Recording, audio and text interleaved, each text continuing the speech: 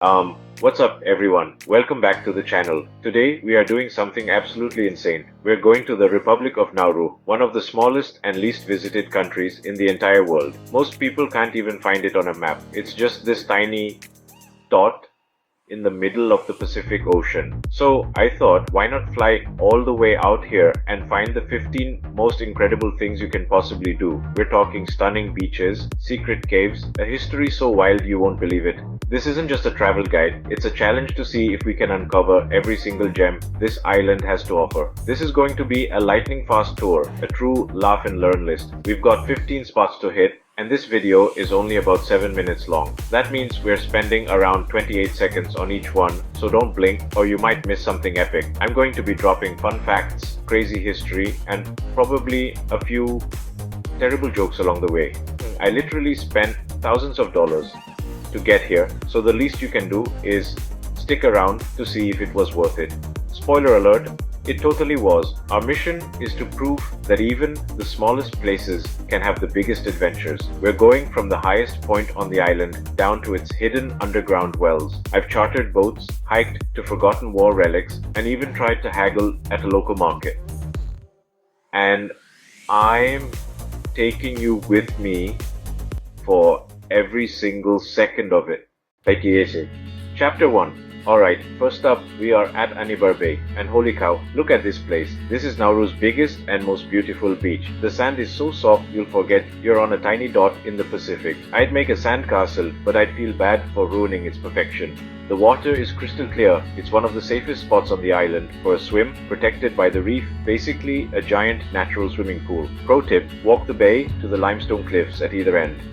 They make for the most insane photo backdrop.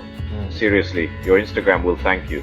The white rock against the turquoise water is mind-blowing. Let's get a drone shot of this right now. Chapter 2. We've left the coast and come inland to find this absolute treasure. Buada Lagoon, the only freshwater lake on the entire island. It feels like Nauru's secret backyard pool. It's so quiet and peaceful here, completely surrounded by palm trees. A total change of pace from the coastline. Here's a cool ecological fact. This lagoon is vital to the island's ecosystem, a source of fresh water and food for centuries. Local families even raise fish here. Visit on a weekday morning and you might have it all to yourself. It's the perfect spot to chill, reflect, and appreciate how unique this island really is. Chapter 3. We are climbing to the highest point in all of Nauru. This is Command Ridge. At 71 meters, you're literally on top of Nauru. The view is insane. Almost the entire island, the reef, and endless Pacific. Feels like you're king of a tiny, awesome kingdom. Don't worry, I won't throw a rock. But it's not just the view. During World War II, this was a Japanese communications outpost. The relics, anti-aircraft guns, bunkers, command posts are still here. It's a powerful reminder of a totally different time. Up here, you get views and a history lesson at once. Chapter 4. This is one of the coolest things I've ever seen. We are heading underground to the Mokwa well, part of a whole cave system under our feet. This isn't just a well, it's a massive, beautiful underground lake. The water is so clear and still, the perfect escape from the tropical heat outside. It's culturally important, once a primary freshwater source. Getting here is easy via a short path. Just be careful climbing down. Secret level unlocked. And Chapter 6. Topside. Decades of phosphate mining turned the island center into a lunar-looking moonscape, a jagged, eerie forest of limestone as far as you can see. This landscape tells Nauru's boom and bust. For a time, phosphate made Nauru among the richest per capita. Now, it's a stark reminder with environmental impact. It's powerful, slightly haunting, but absolutely fascinating. Both beautiful and sad, from moonscape to museum. Tiny museum. Huge stories. You can stroll it in 15 minutes, but it's packed with history and culture. Traditional tools, fishing gear, WWII artifacts. It's a crash course in everything Nauru. I love the old photos and learning about the 12 tribes. The staff are friendly and proud, happy to share stories. It helps you connect with the island on a deeper level. Back on the industrial trail, an explorer's dream, abandoned railway relics and old phosphate works are scattered all over the island. We found a rusted locomotive in the bushes. The railway once hauled phosphate to the cantilever docks. These rusting giants are the ghosts of that boom. A photographer's paradise, rust and decay against vibrant green jungle. Its history you can literally touch. Time for real local flavor. The markets are lively, colorful, and smell delicious. Fresh fish, straight from the ocean. I'm bargaining for dinner. Wish me luck. My negotiating skills are terrible, so I'll probably pay double. Try coconut noodles and local fruit. Best way to taste everyday life and support the community. These smiles are real. I got the fish. Let's go. Chapter 10. Yaren, the de facto capital. Fun fact, Nauru technically land has now passenger Nico. Official capital city, Yaren hosts the important stuff, government, parliament, police, and the airport runway literally runs through it. No skyscrapers, no traffic jams, not a metropolis, just a tight-knit civic heart you can walk in minutes. Micronation, macro charm. Chat tip, Chapter 11. To feel local life, we're driving through Meneng and Iju, real Nauru. People hanging out, kids playing island pace, biggest traffic jam, when two neighbors stop their cars in the road to have a chat. The eastern coastline is rugged and dramatic. Pull over anywhere and you'll find breathtaking quiet walks and hidden viewpoints. Chapter 12.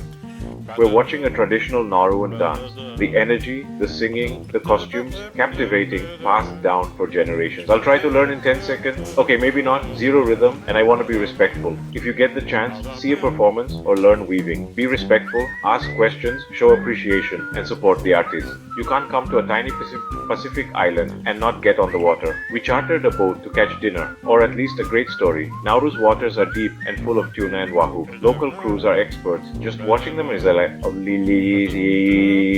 boat flight café slicing through waves, island shrinking behind. That first tug, adrenaline.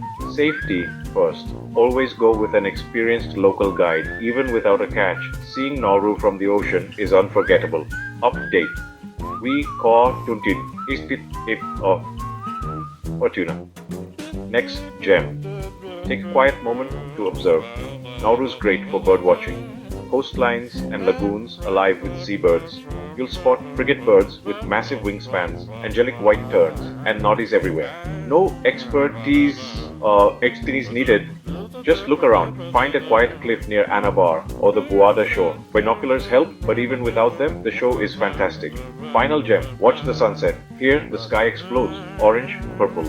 Like at the island's last show of the day. Island sunsets don't just color the sky, they color the soul. For the best shot, head west. Industrial silhouettes near the cantilever docks look epic. What a perfect end to our Nauru adventure. And that's it. 15 incredible gems in Nauru in just under 7 minutes. We went from the highest point on Command Ridge to the underground Mokwa well, saw the surreal moonscape of topside, and even caught our own dinner. This island might be small, but is packed with beauty, history, and adventure. I came here wondering what I would find, and I'm leaving completely blown away. You don't need the most famous places to have unforgettable experiences. The landscape stunned me. The warmth of Oro ones or Ahmed Betty Dagahor there. I'd quite it special. Was it worth flying to one of the least visited countries on earth? 100% yes. If you get the chance to visit, do it. You won't regret it. There's a whole world of hidden gems. And I suppose you just have I'd be curious enough to look. Thanks for coming on this crazy adventure. If you enjoyed, destroy that like button, subscribe so you don't miss the next one, and tell me your favorite Nauru gem in the comments. Alright, go watch another video, you weirdos. See ya. Also, keep your eyes on the sky. Nauru's birds have VIP seating. Remember, some beaches look calm, but currents can be strong. When in doubt, sit it out. And if your bargaining fails, just pay with a smile. It's legal tender here. Nauru, tiny dot, giant memories.